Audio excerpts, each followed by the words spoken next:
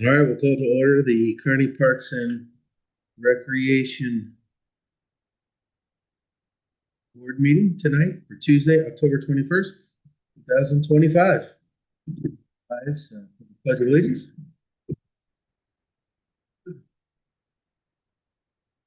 Pledge allegiance to the flag of the republic, which stands one nation under God, indivisible, with liberty and justice for all.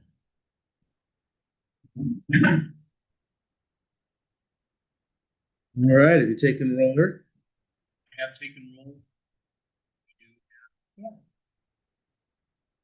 Very good. So we'll need a motion to approve the agenda as it is written on the paper here. Need to approve the agenda. Wait a second. All in favor? Approval of the minutes. Everybody have a chance to read the minutes from last meeting? So can we have a motion to approve those minutes? Need to approve the All in favor? I opposed. So moved. Have any public requests and presentations?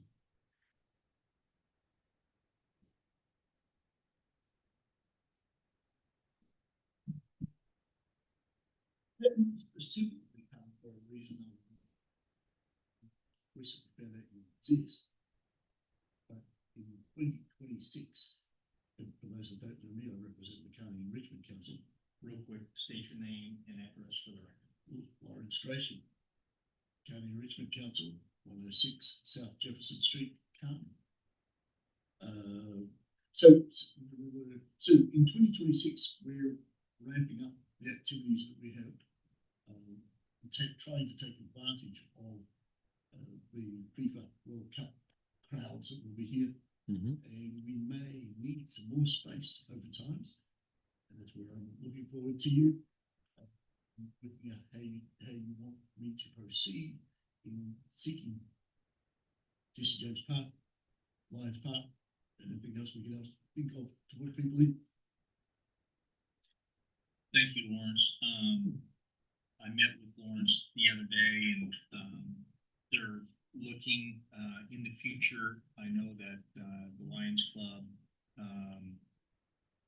in conjunction with Kearney and Richmond Council, could possibly coming before the board requesting park reservation for a wine fest. And I told him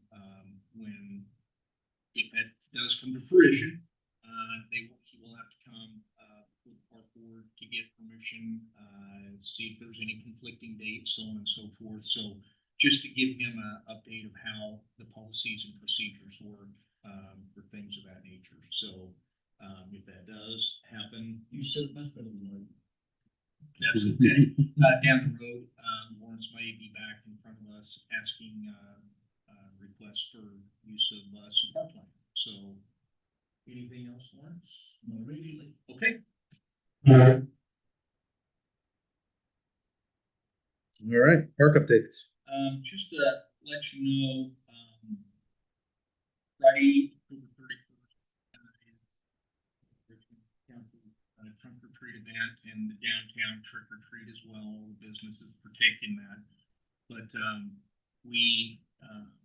it's usually before the 31st, and we usually have our restrooms winterized at that time, especially being it's Halloween. But I've assured Lawrence that the restrooms will be open for their event in Lions Park.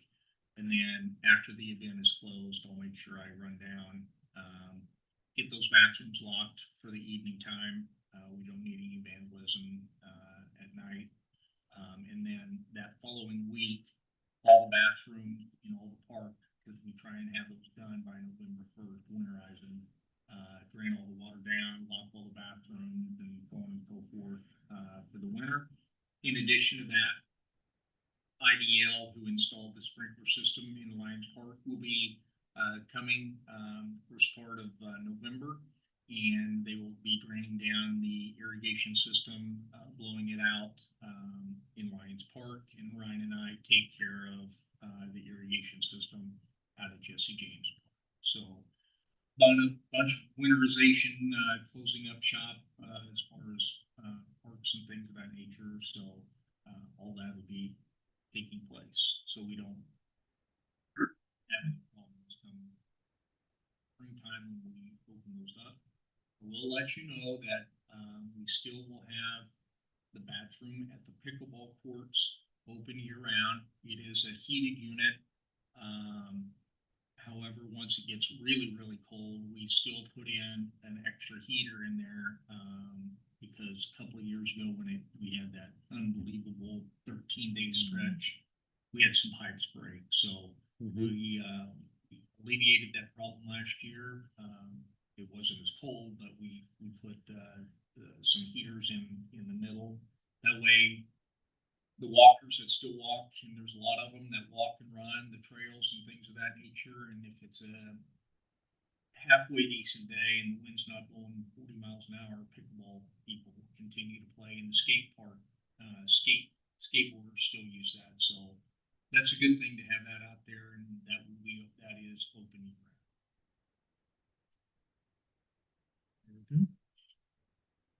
If you turn to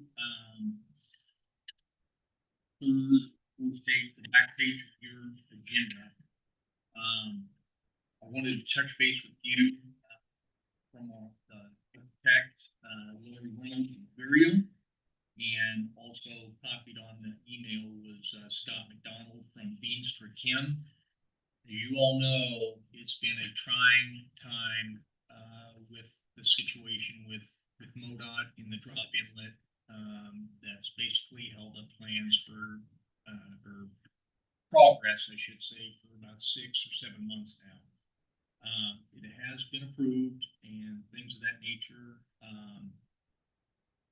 This came from Larry on what we will be doing. Ryan and I are meeting with them in person here November 4th at 3:30 to go over the remaining schedule. This is a rough draft of the schedule, but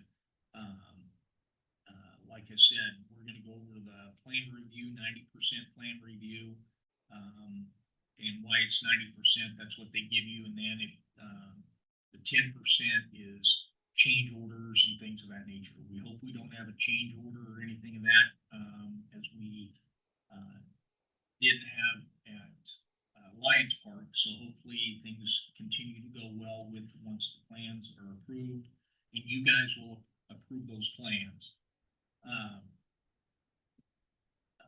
The site plan will be given to us in the city of Kearney, and then the LWC, we sent that final plan review to LWCI. That will be the week of mid-November, and they will, like I said, Larry will be here at the November meeting. And we try not to meet in December unless we have to. We will, I guarantee, we will meet in December this year because of the Hall Park, because we want to get rolling on that. The contract documents will come. We will have to advertise for bid, but before we can even advertise for bid, we got to send the advertisement down for approval. That way it meets all of the federal guidelines that we have to do. And I have the old one that we had for Lions Park, and there's only some minor changes, so I think we'll be confident and get a quick turnaround with that.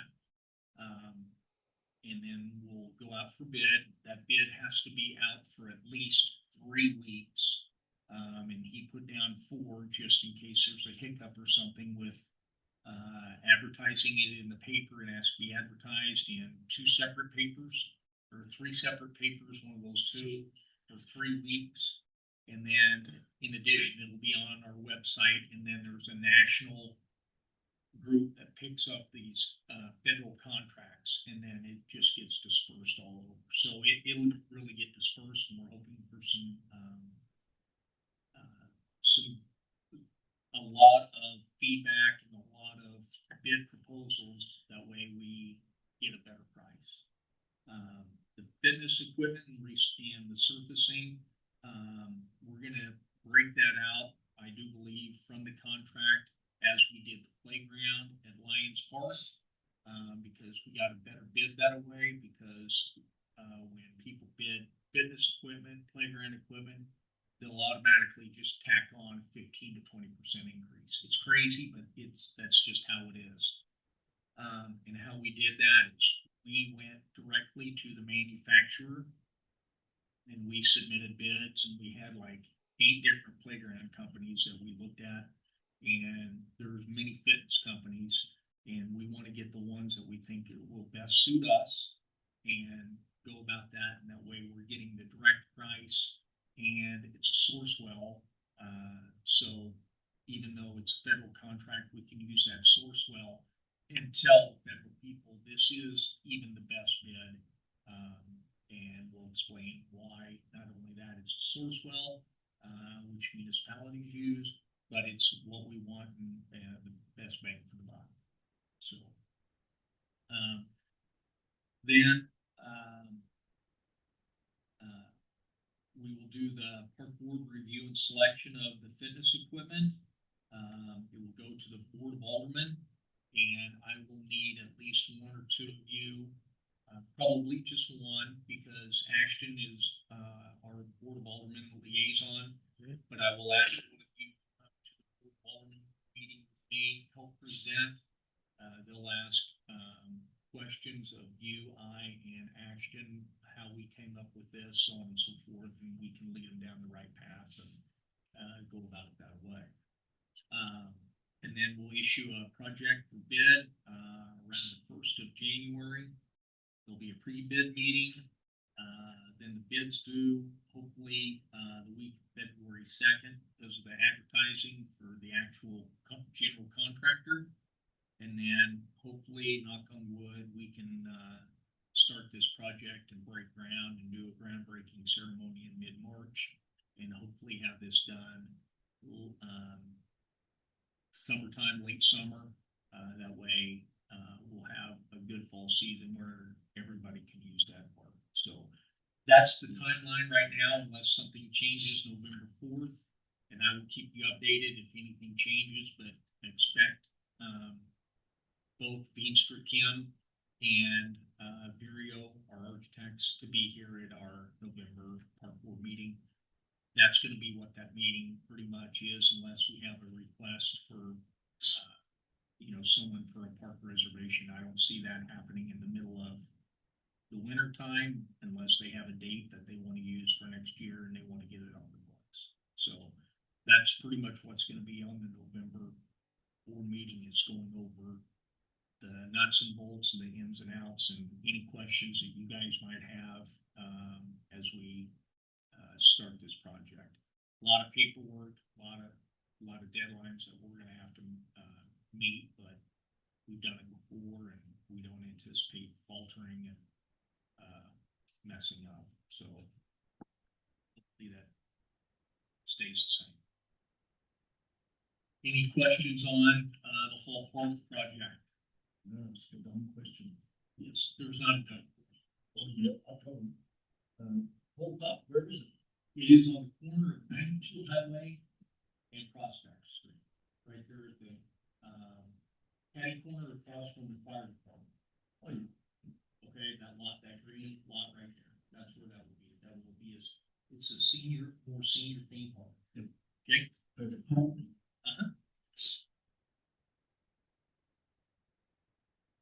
Right. Board of Alderman budget coverages?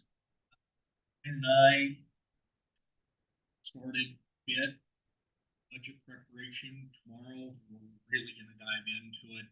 We have the meeting room blocked off for a 3-hour time frame to start the budget process.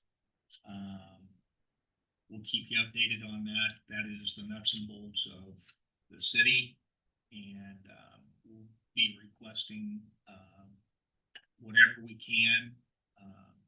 I will tell you that we are going to put in again for this year another full-time position. We need it. We're the smallest staff, not only here, but at Excelsior, Smithville, Parkville, everybody around.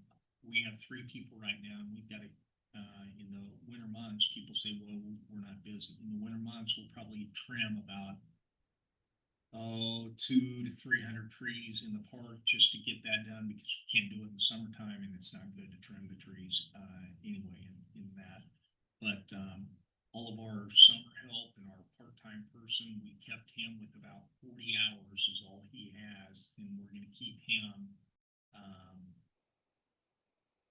in February when we have some nice days, because the grass starts growing in February and people start using the fields. So we're going to keep him for that week, and then April 1, hopefully he is a full-time position, where then we can get our summer employment, which part-time seasonal employment, which would start in May 1st to June when they get out of school and things of that nature. But one of our things is we've taken on more mowing. We've cut out a lot of contract mowing. We can't keep up.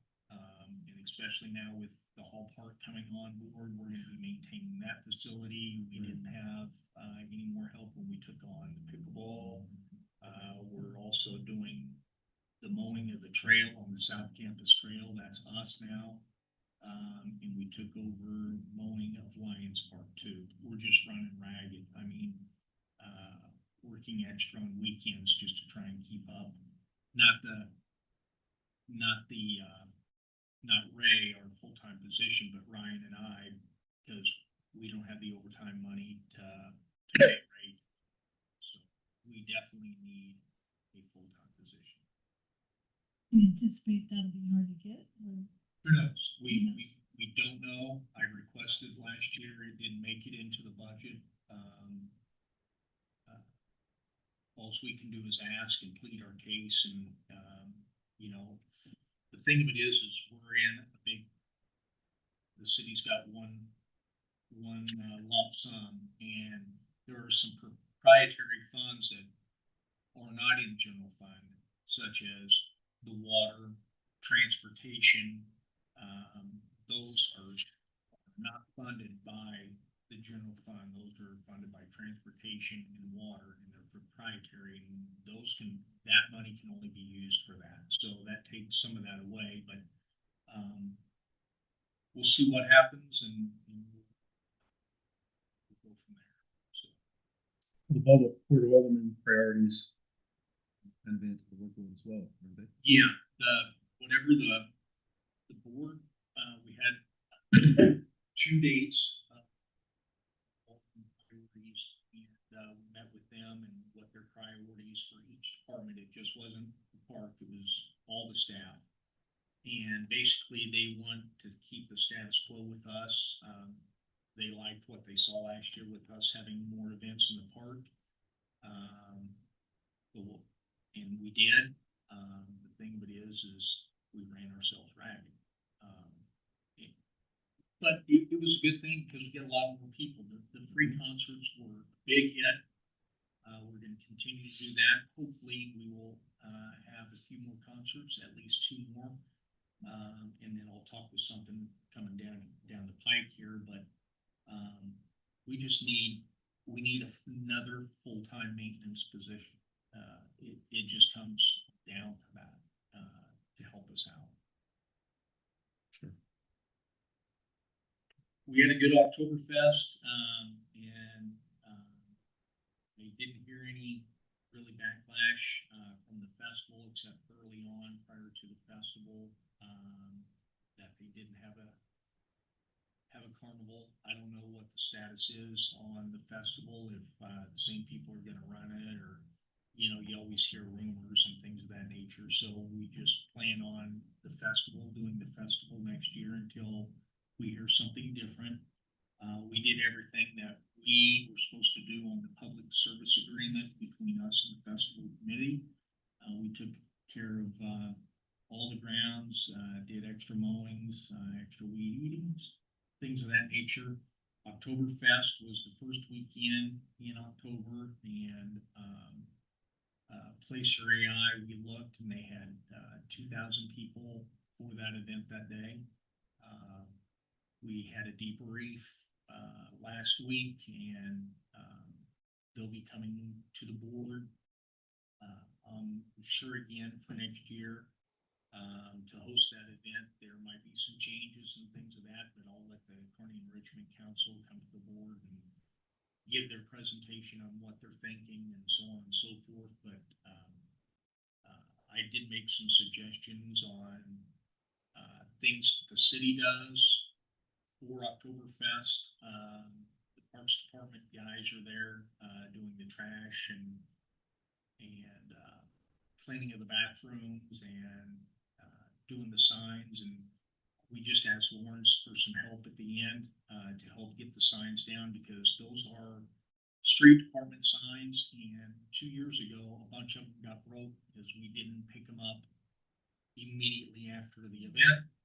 And there's people that want to cause havoc, drove over a bunch of those signs, and they're really expensive to replace. And that's why from here on out, we just said we're taking them over to the 105 building, then the street department can pick them up on Monday. But it was a good event. I think they were down a little bit from what Placer AI said last year, but the last 2 years they couldn't have had any better weather. I mean, it couldn't have been any better weather.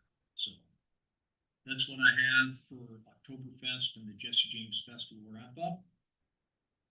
Oh, and I know that I will be at the Oktoberfest next year because I have my all-class reunion back in Russell, Kansas. So there's a bunch. I know already of 23 of our classmates that are going back. So it's going to be a fun weekend back there for that one. We can change the date. Anyway, next item I want to talk to you about is World Cup. As we all know, the World Cup is coming. You see it all on all the news. The city of Kearney is putting in for a bid, and that will go to the Board of Aldermen for approval. We have, if we do get the bid, which hopefully we do, our date will be June 19th. And if that's the case, we will host the World Cup out at Jesse James Park. It's amazing that we didn't know the date prior to Ryan and I putting in for our Challenger soccer camp, and that it's great because that's the week of our youth Challenger soccer camp in the morning, the week of the Juneteenth World Cup soccer match. That when we chose that date, that's one of the USA dates that they will be playing. We don't know what time it will be. They don't announce the start times for that event until December 5th or 6th. So it could be an afternoon when the game is, but we look for that to be, it's a Saturday, June 19th, or Friday, June 19th. We look for that to be an all-day event. Food trucks, soccer stuff, music. We've started a committee with the chamber. Carolyn Yatsuk, our economic development person, myself and Ryan are sitting on this committee because everybody's has grandiose ideas, but how can we pay for everything? That's the big key. And Board of Aldermen, that'll be in the budget stuff too. It'll be separate, but that's something that the board will have to decide what all they want to have out there. Do they want to have a concert? Say it's a 7 o'clock start. Do they want to have a concert afterwards? Do they want fireworks afterwards? Do they want a concert prior if it's a 9 o'clock start? Things of that nature. So there's a lot of ifs, ands, and buts. We just don't know. It's a lot of pre-planning right now until we hear from FIFA. So what are the chances we might get it, or you think we will get it? I think so. Oh, wow. I think So I think we'll be one of the host sites for that day. Hmm. Yeah, Wow. yeah. And where would that be played? Right now, they're thinking Seattle. So if it's Seattle and it's a prime, I would venture to say the networks here will make it a prime time game. If it's a USA game, we don't, like I said, it's all speculation. We don't know. But if it's a primetime game and they wanted to have it broadcast on the East Coast at 9 o'clock, well, that would be 8 o'clock our time. You know, what do we do beforehand? What do we do afterwards? You know, the game gets done. Like I said, do we shoot fireworks? Do we have a concert? Some of the people don't realize, well, we can have a concert right after that. Oh, really? We have a big screen on the stage of the amphitheater, and how are we going to get everything on the stage? You just don't set up a band like that. Right. You know? Probably do DJ. What? A DJ, I think, Yeah. would be good. Absolutely. Absolutely. So, and that would be relatively easy to do, because we could have them set up in the background where they, you know, the big screen. So there's some rules and regulations we have to have, you know, showing stuff. So more to come on that. A lot. That's really. Couple of things we're working on that I didn't have on here is we have applied for a grant for some AED defibrillator devices for our parks. Much needed. And we're saying, you know, Ryan and I got talking, well, what about if we just have them out for the games? Well, a heart attack or something like that can happen just as quick during a practice with a parent being there or something as game time. So we're trying to get money there. There's another grant that just came through that we need to send in a video. Well, tomorrow I'm going out to the pickleball courts because it's Wednesday night. It's our biggest of the nights that they're all big. I mean, you can't even get in there right now. I just drove by on the way here, but tomorrow night, go take a video and explain why we need an AED, and we'll be able to have all the courts will be full tomorrow. So it's a perfect time to shoot just a video, and then dub in our voiceover and send that off, and hopefully we can get an AED device just from that grant. And then if we can get a couple more, actually, McCorder Park, Lions Park, Jesse James Park, they all need it. And then when Hall Park comes in, absolutely we want to put one there as well. Sure. So, Great. Anyway, that's where we are on that. The other thing I want to talk to you about, I was off the week prior to my daughter's wedding, but I did come in on a Thursday night because Lions Club was meeting here. And last year we talked to them about getting a grant for the playground surfacing like we have installed now out at Jesse James Park. We know it's really expensive. This one down here was $67.96, something like that. So $100,000 down here for the playground surfacing, but it didn't work last year with the timing that we already were in our budget, so we couldn't get any more money. So I would be requesting $150,000 of use tax funds that to be set aside, because there was a 50-50 grant. Last year was $100,000. This year, Lions Club upped it to $150,000. And if we can get a 50-50 grant to do that and basically cut our cost in half, I would think, hopefully, can't speak for the board, but I would think that they would be inclined to do that. For one reason, the playground's, surface is way safer.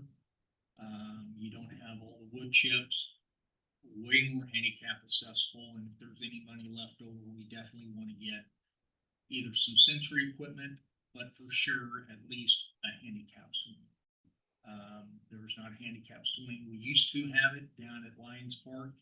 It was destroyed, by vandals. Of course, we didn't have the park how we have it now. It was away, and, we have cameras, there, but we definitely need a handicap swing in town, at least in one of our parks. So hopefully, I'll be submitting this application. It's due January 1. And there, I can tell you that the Lions Club, there's a couple of different things. It has to be okayed by two separate Lions clubs. Well, we only have one. And they said they would talk with, like Smithville. Smithville wouldn't have to do anything. They just have to say, this is a great project. We're on board with this, and we approve this. And I said, we're great friends. We reciprocate, with our sports leagues with Smithville.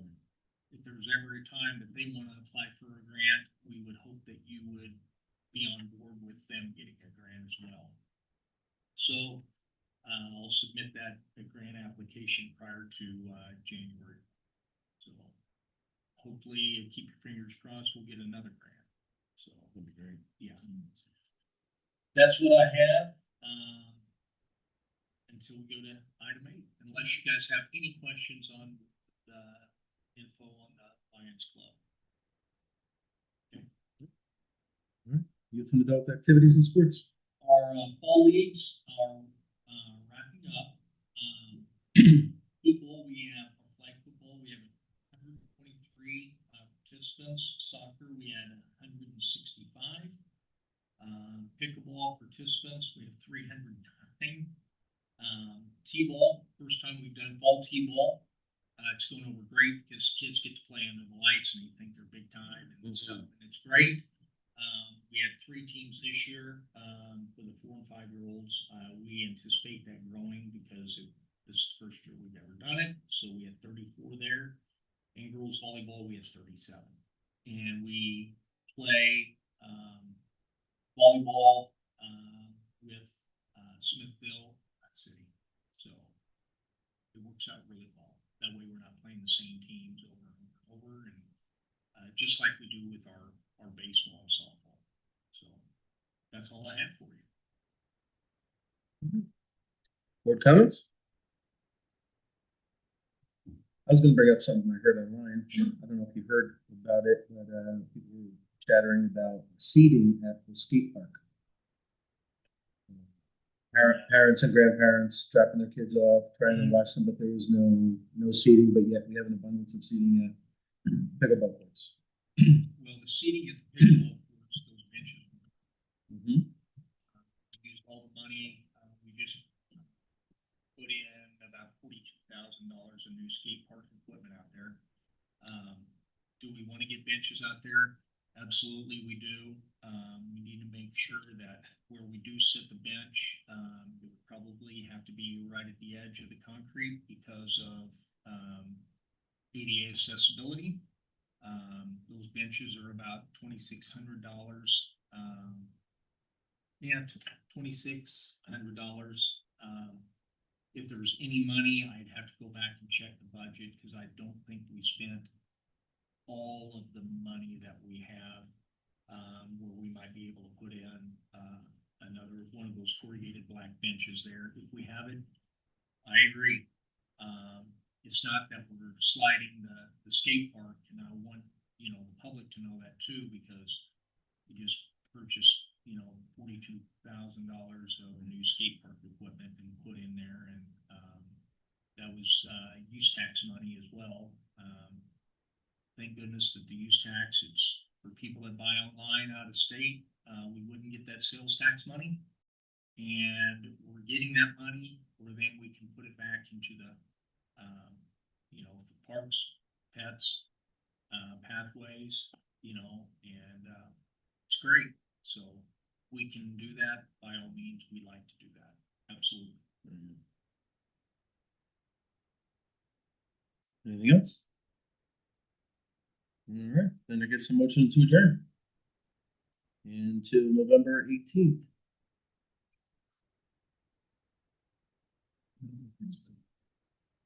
Nobody wants to adjourn? I'll make a motion to adjourn. Second? All in favor? Good night. Take care, Larry. Thank you.